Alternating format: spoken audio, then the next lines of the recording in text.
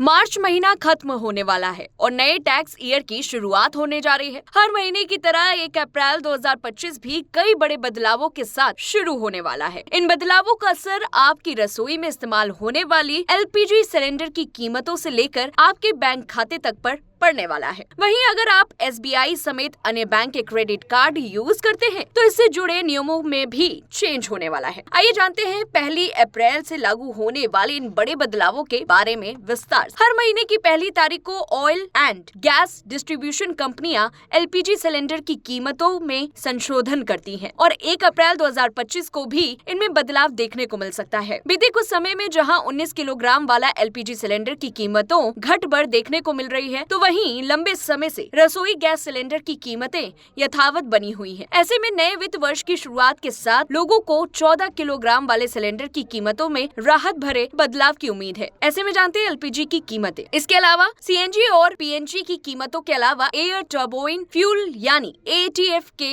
भाव में भी संशोधन किया जाता है और 1 अप्रैल 2025 को इनमें बदलाव देखने को मिल सकता है। सीएनजी की कीमतों में उतार चढ़ाव जहां आपके वाहन पर होने वाले खर्च में इजाफा या राहत पहुंचाने वाले होंगे, तो एटीएफ की कीमतों में बढ़ोतरी से हवाई यात्रा महंगी हो सकती है। 1 अप्रैल 2025 से क्रेडिट कार्ड के नियमों में भी बदलाव हो रहा है, जो इन पर मिलने वाले रिवॉर्ड से लेकर अन्य सुविधाओं पर असर डालेंगे। एक और जहां एसबीआई अपने सिंपली क्लिक क्रेडिट कार्ड पर स्विगी रिवॉर्ड को 5 गुना से घटाकर आधा कर देगा, तो एयर इंडिया सिग्नेचर पॉइंट्स को 30 से घटाकर 10 कर दिया जाएगा। इसके अलावा IDFC first bank club Vistara milestone के फायदे बंद करने वाला है और अप्रैल महीने की 1 तारीख से भारतीय स्टेट बैंक और पंजाब नेशनल बैंक समेत अन्य कई बैंक ग्राहकों के सेविंग अकाउंट में मिनिमम बैलेंस से जुड़े नियम संशोधित करने जा रहे हैं। बैंक द्वारा खाता धारक के मिनिमम बैलेंस के लिए सेक्टर वाइज आधार पर नई लिमिट तय होगी और न्यूनतम बैलेंस खाते में न होने की स्थिति में फाइन लगाया जा सकता है। क्रेडिट कार्ड के जुड़े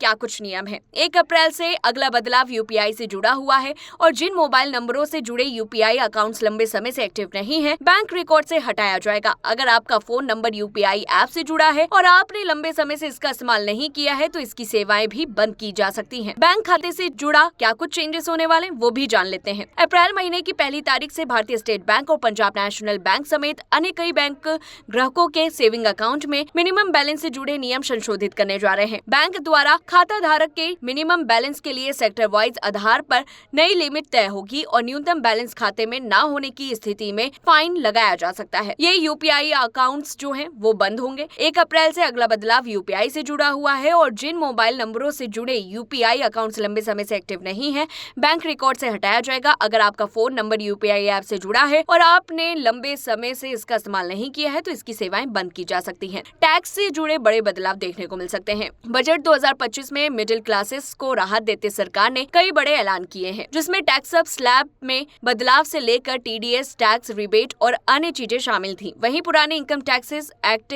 1961 की जगह पर नए इनकम टैक्स बिल का प्रस्ताव रखा था। ये सभी बदलाव 1 अप्रैल 2025 से प्रभाव में आने वाले हैं। नए टैक्स स्लैब के तहत सालाना 12 लाख रुपए तक कमाने वाले व्यक्तियों को टैक्सर का भुगतान करने से छूट दी जाएगी। इसके अलावा वेतनभोगी कर्मचारी 75,000 रुपए की स्टैंडर्ड डिडक्शन के लिए पात्र होंगे। इसका मतलब है कि 12.75 लाख रुपए तक की वेतन आय अब टैक्स से मुक्त हो सकती है। हालांकि यह छूट केवल उन लोगों पर लागू होती है जो नया टैक्स विकल्प चुनते हैं। इसके अलावा सोर्स पर टैक्स कटौती विनियमों को भी अपडेट किया गया है, जिसमें अनावश्यक कटौती को कम करने और टैक्स पेयर्स के लिए कैश फ्लो में सुधार करने के लिए विभिन्न वर्गों में सीमा बढ़ाई गई है। उदाहरण के लिए वरिष्ठ नागरिकों के लिए ब्याज आय पर टीडीएस की सीमा दोगुनी करके 1 लाख रुपए कर दी गई है, जिससे बुजुर्गों के लिए वित्तीय सुरक्षा बढ़ गई है।